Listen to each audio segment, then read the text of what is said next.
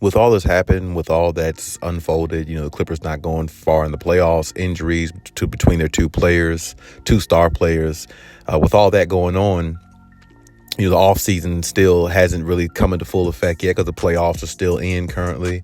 But there's definitely going to be a few players, I believe, on the LA Clippers that won't return next season. And, the few players that I think that I definitely believe that won't return next season, it could be, some alternate changes there.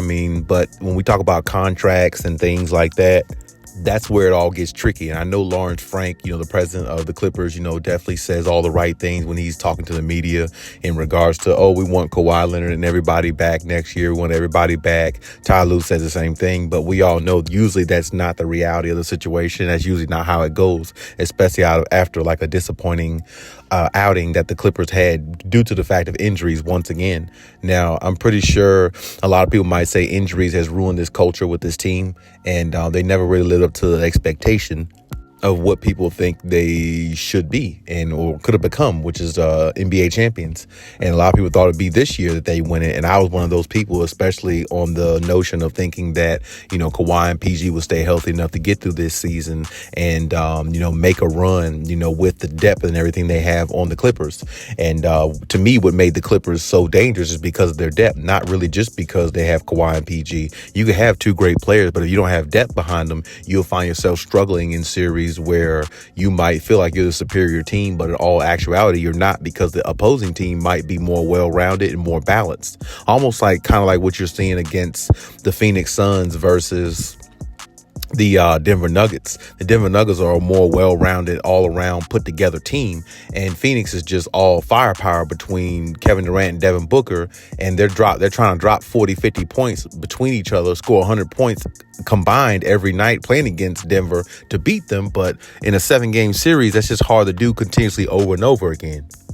So when you have depth like the Clippers, the depth that you have is very important because it allows you to have more freedom on offense, and it allows your two star players not to have so much pressure put on them offensively to carry the load when they have all that depth around them, along with their talent added to it. So, when I think about that, there's definitely going to be some changes this offseason, and I just, if they're going to keep Kawhi and PG there, there's not going to be any trades, which I don't think there will be. I think because them open up their new stadium and Steve Ballmer and everything, all the money he put into the organization and the team and, into everything that's come along with the Clippers, I don't feel like he would want to just cut bait with Kawhi and PG, not unless he got something really superior back in return. Almost as if, hypothetically, if Kawhi got traded to, I don't know, the Suns for Kevin Durant, okay, that would be something Steve Ballmer would probably go for. Or if PG, might get traded for like somebody like Damian Lillard, okay, Steve Ballmer might go for something like that, because see,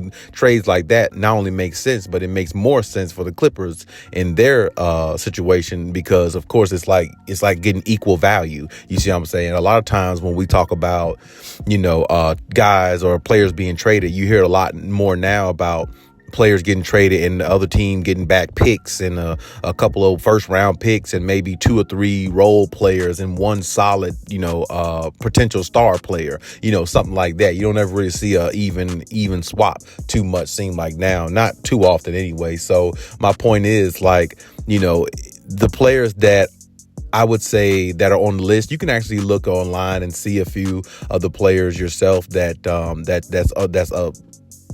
the list of potentially being shipped out this offseason.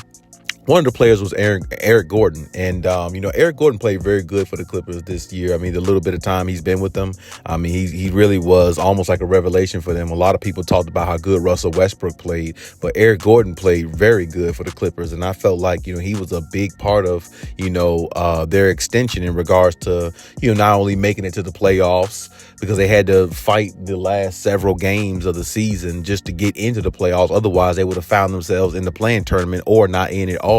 If, Eric Gordon and, everybody didn't ride together, Kawhi kept everything together because he was, trying to fight as much as he could. And, Kawhi definitely was, really playing so much great basketball at the end of the season. The last month of the season, I'd say Kawhi Leonard was the best player in basketball to me. And then going into the playoffs, and what he showed against the first two games against Phoenix, he was the best player in the playoffs that we had saw up until that point specifically. I mean, he was just really hooping. So, but even still, Eric Gordon played a very significant role with this team, and he kind of fit right in perfectly. But there again, he's sitting on 1 year left on his contract worth $20+ million. And I don't know if the Clippers are going to make up for that. I don't know if they're going to really look at that like, okay, can we Is it okay for us to eat that contract and keep him because he does have value, or can we get his type of value from other players on the court? Now, of course, they got Norman Powell. Norman Powell can fill up the stat sheet and score a lot better than Eric Gordon, and he can shoot threes just about the same percentage wise, or maybe a little bit better at times. So you do have depth there. And then, like I said, you look at somebody like Robert Covington. That's another depth piece where they got 3-point shooting, another spot up shooter. He's not a great 3-point shooter, but he is an adequate 3-point shooter where he can knock them down and he can play defense.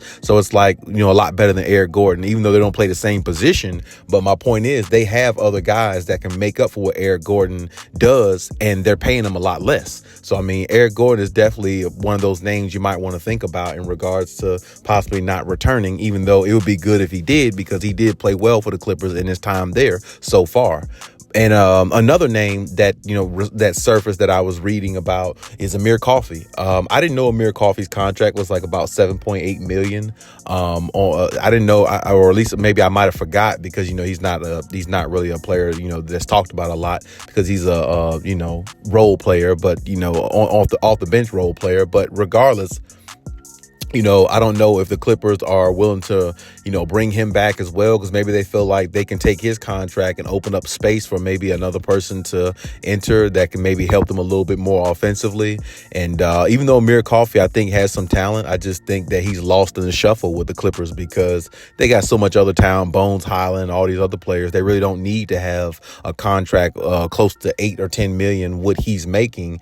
And somebody like Bones Highland can do more than what Amir Coffey can do. And plus, he's just a better player. So, I mean, there again, that's another person that could be gone. I don't really think that moves the needle much for any Clippers fans, because Amir doesn't get that much playing time. The only time we really seen him play was when Kawhi and PG was out a couple seasons ago, and him, Reggie Jackson, and all of them, when they were there, they played and found a way to make the play-in tournament and couldn't go no further. But he played good that season. He really did, along with him, Luke Kennard, and everybody when they were on the Clippers. It was just a crazy up and down season for them, but they made the best of it. And that's probably the best you could get out of a season like that, especially without either one of your superstars once again being on the floor. So I mean that resonates there.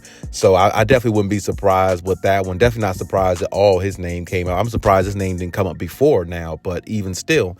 Now the last one, the biggest name that stood out to me the most when I was reading the list of potential names was Marcus Morris. Marcus Morris is definitely a number one candidate in regards to being shipped out for the Clippers, because first of all, when you looked at him this season, or at the end of this season, Ty Lue basically benched him and went with other talent in the lineup, and he was like the guy coming off the bench for the Clippers, whereas he's been a starter for the Clippers the last few seasons. But of course, Marcus Morris is getting older, and on top of that, his defense is not as good as it once was, especially around the time when he played for the Boston Celtics. I thought his defense was, at its best around that time frame in his career, maybe a little bit before that as well, along with his brother too.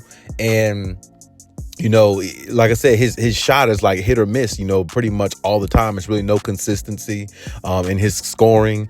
And, he's pretty much at the bitter end of his contract as well. So I'm pretty sure, coming up off of Marcus Morris, they can definitely get a valuable, decent piece, or some picks or something like that. They ship them off somewhere where they can, offer another team, some picks or something like that for maybe even a better player than what he was for the Clippers. So, I mean, I definitely see his contract and his time, coming to an end with the Clippers, because I feel like it's been ran its course, because I feel like he's always been a player that Clippers Nation want to rely on in the playoffs, but he never was that. He never lived up to that. I mean, honestly, Reggie Jackson, when he was there, he turned into the third guy that the Clippers needed in the playoffs or in big moments to make big shots. He was their third guy. You know what I'm saying? Not Marcus Morris, in which they paid him $64 million a few seasons ago.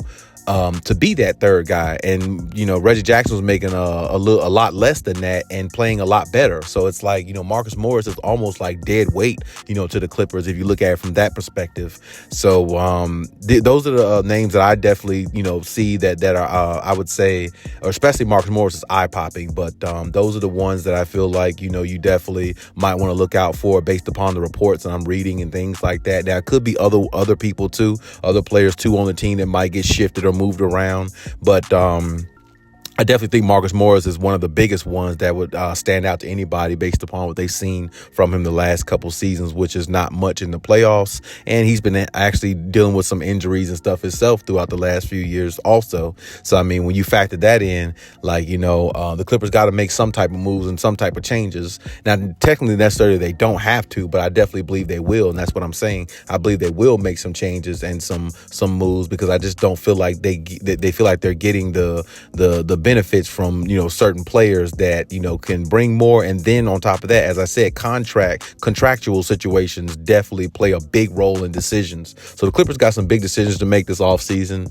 And they got to try to, wrap this thing up and put it right back together for the next season. And hopefully, whoever they get rid of, hopefully they get a good piece in return, as they did in the trade deadline with the pieces they required. And hopefully they can build on from that.